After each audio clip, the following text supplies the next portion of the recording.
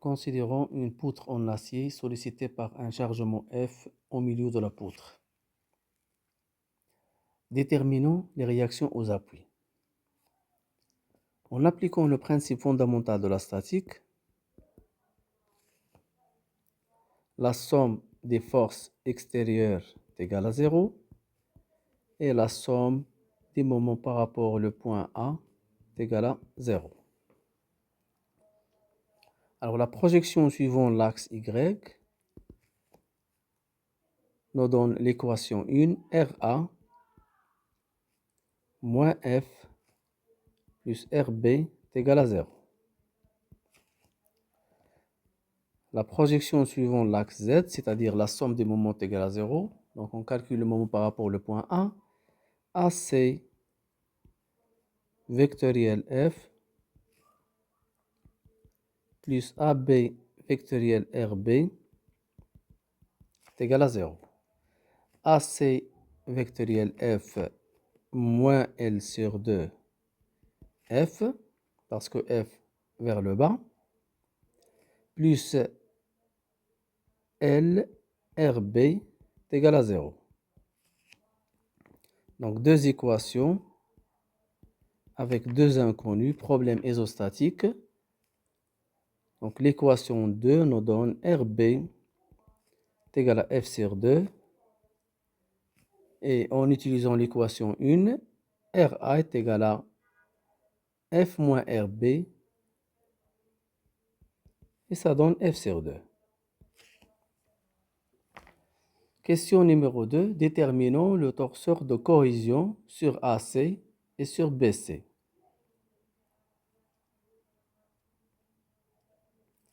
Alors, sur AC, on fait une coupure fictive de la section droite entre 0 et L sur 2, c'est-à-dire entre A et C.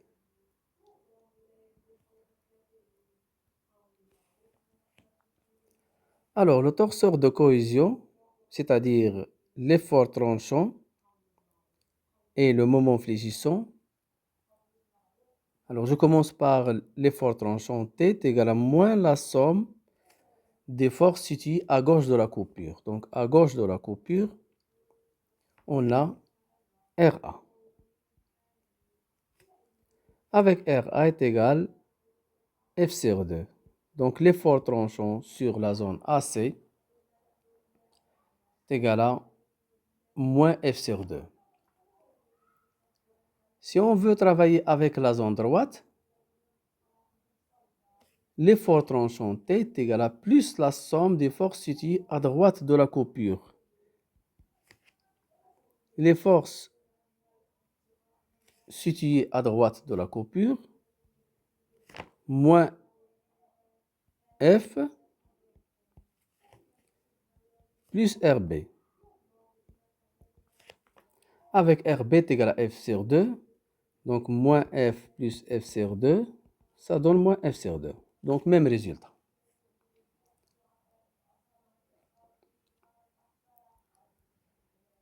Le moment de flexion, de la même manière, sur la zone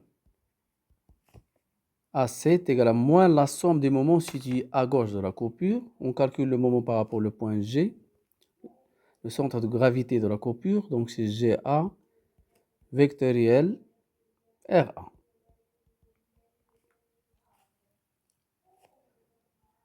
Donc GA vectoriel RA. GA,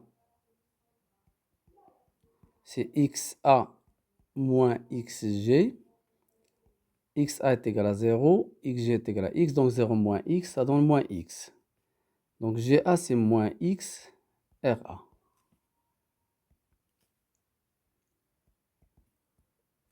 Donc, c'est égal à RA fois X. Avec RA est égal à F sur 2. Donc, F sur 2X, c'est une droite. Si on veut travailler avec la zone droite, de la même manière, MF est égal plus la somme des moments situés à gauche de la coupure. Pardon, à droite de la coupure, c'est-à-dire GC, vectoriel F,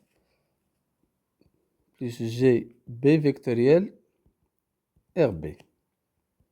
G, c'est XC moins XG, c'est-à-dire L sur 2 moins X, F vers le bas, moins F, plus GB, L moins X, RB avec RB est égal à F sur 2. Et ça donne F sur 2 fois X. Donc, même résultat. F sur 2 X, si on travaille avec la zone droite, F sur 2 X si on travaille avec la zone gauche.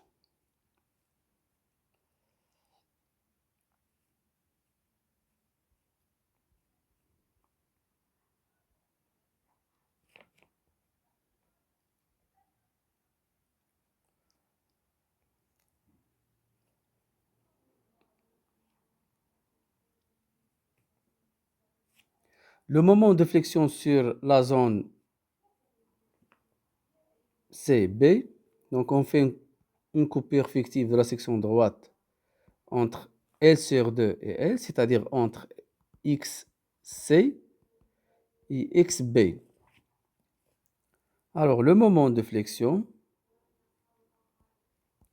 est égal à moins la somme des moments situés à gauche de la coupure, c'est-à-dire moins GC vectoriel F plus GA vectoriel RA. GC, c'est XC moins XG, c'est-à-dire L sur 2 moins X, F vers le bas moins F. GA, c'est moins X, RA avec RA est égal à F sur 2. Ça donne L moins X, F sur 2. C'est une droite. Si on veut travailler avec la zone droite, le moment de flexion est égal à plus la somme des moments situés à droite de la coupure, c'est-à-dire GB vectoriel RB. GB, c'est XB moins XG, c'est-à-dire L moins X, F sur 2. Donc, même résultat. Question numéro 3. Tracez le diagramme des efforts internes. Je commence par l'effort tranchant. L'effort tranchant sur la zone AC est égal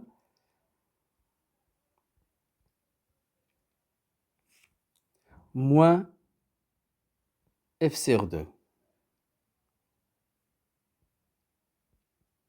Alors, T est égal moins F sur 2 sur la zone AC. Sur la zone BC est égal à F sur 2.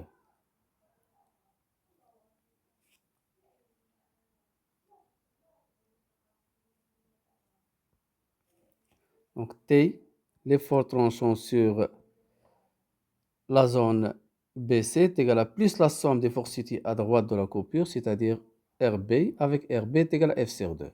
Donc, moins F sur 2 sur AC, F sur 2 sur BC. Alors, constante négative, moins F sur 2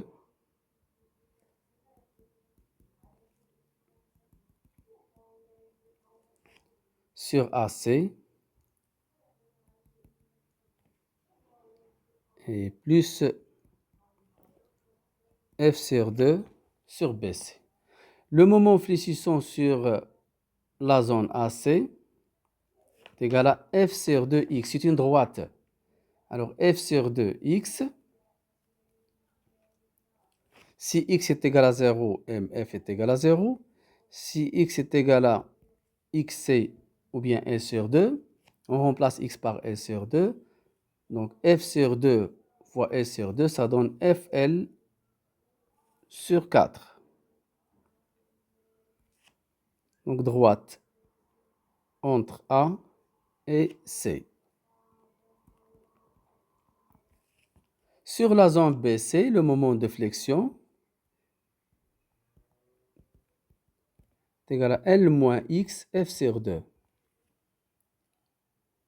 C, c'est un point commun entre AC et BC. Si on remplace X par L sur 2, ça donne FL sur 4. Si X est égal à L, ou bien XB, L moins L est égal à 0. Donc, le moment de flexion est égal à 0 sur B. Donc, le moment fléchissant max est égal à F L sur 4 sur C.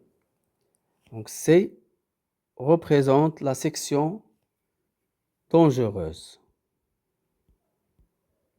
ou bien la section la plus sollicitée.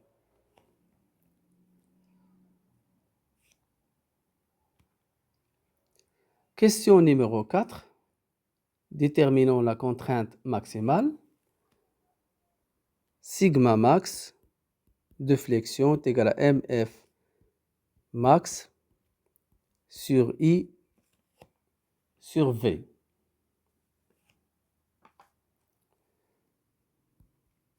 On a déjà calculé MF max, c'est-à-dire FL sur 4.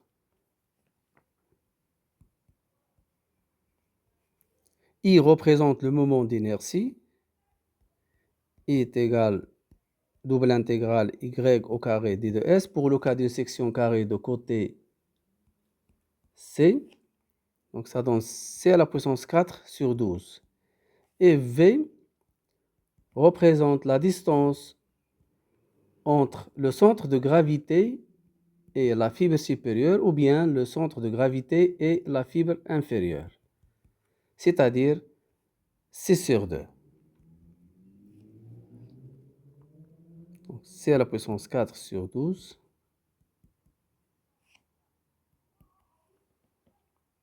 Donc ça donne 3FL sur 2C à la puissance 3. La contrainte maximale est égale à 3FL sur 2C à la puissance 3. Tracez le diagramme de la contrainte. Alors, au niveau de la fibre supérieure, la contrainte de compression est égale à moins 3FL sur 2C à la puissance 3. Et au niveau de la fibre inférieure, vous avez une contrainte de traction.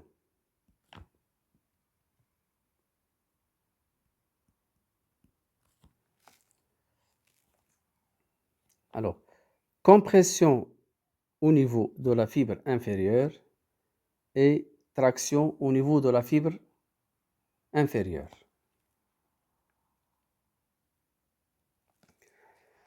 Question numéro 5. Vérifier la condition de résistance. Alors, on a sigma max est égal à MF max sur I sur V. 3FL sur 2C à la puissance 3. Application numérique, F est égal à 1000 newtons, L 1,6, C 25 mm. Donc ça donne 151 mégapascales. Ou bien 153,6 mégapascales. La contrainte admissible est égale à RE sur S, avec RE est égal à 380 et S est égal à 2,5. Donc ça donne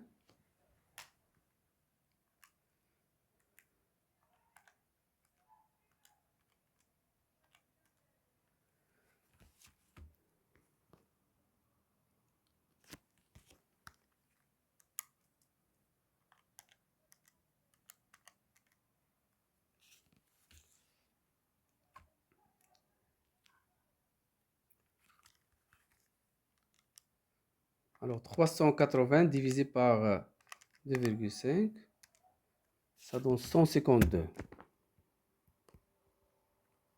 mégapascales. Alors sigma max est supérieur à sigma admissible. Alors, la condition de résistance n'est pas vérifiée. Donc, on doit redimensionner la pièce. Donc, donner les nouvelles dimensions de la pièce, de telle sorte que cette condition de résistance soit vérifiée.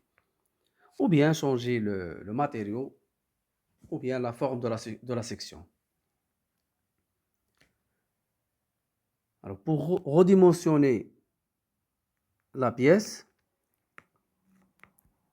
il suffit d'appliquer la condition de résistance. On a sigma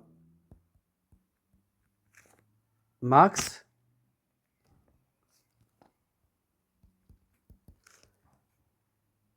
est égal à 3FL sur 2C à la puissance 3, soit inférieur ou égal à sigma admissible, c'est-à-dire RE sur S. Donc tout simplement, C doit être supérieur ou égal 3FLS sur 2RE.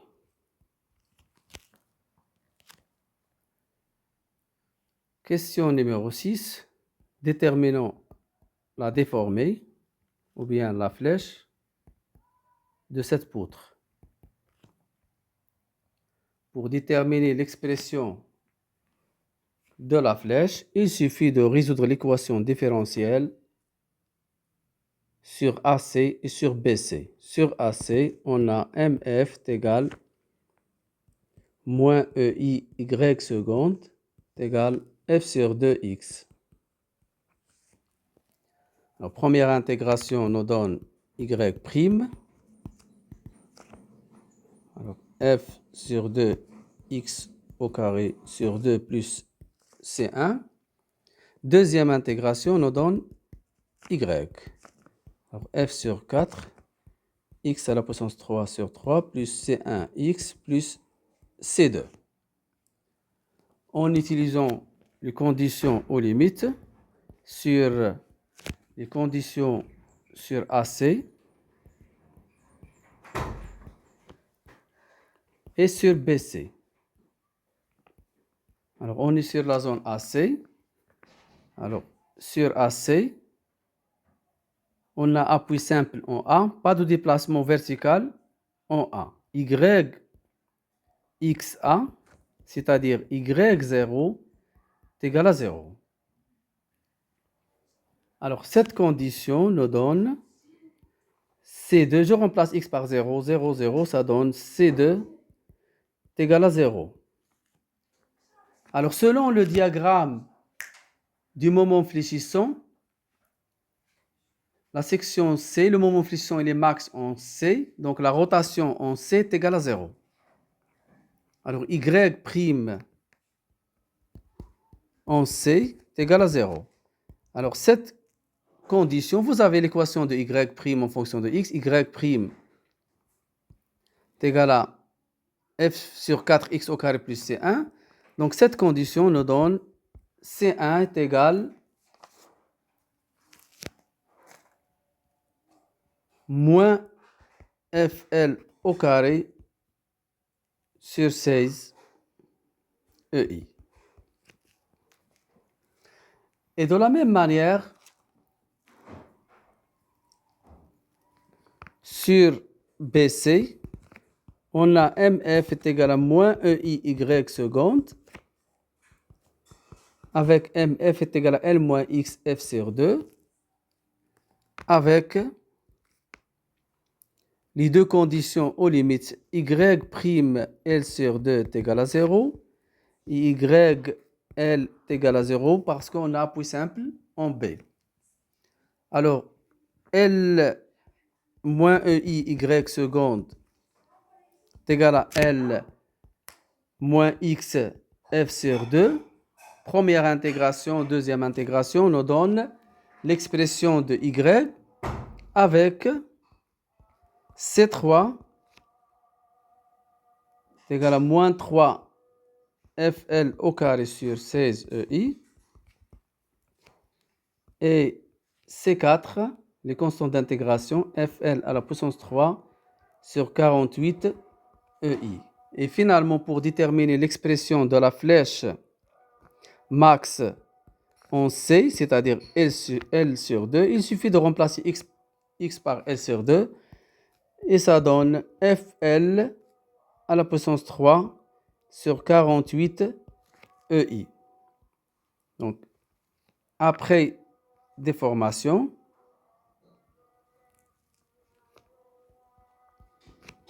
la flèche max en C est égale à moins FL à la puissance 3 sur 48 EI, c'est l'effet de la charge extérieure F.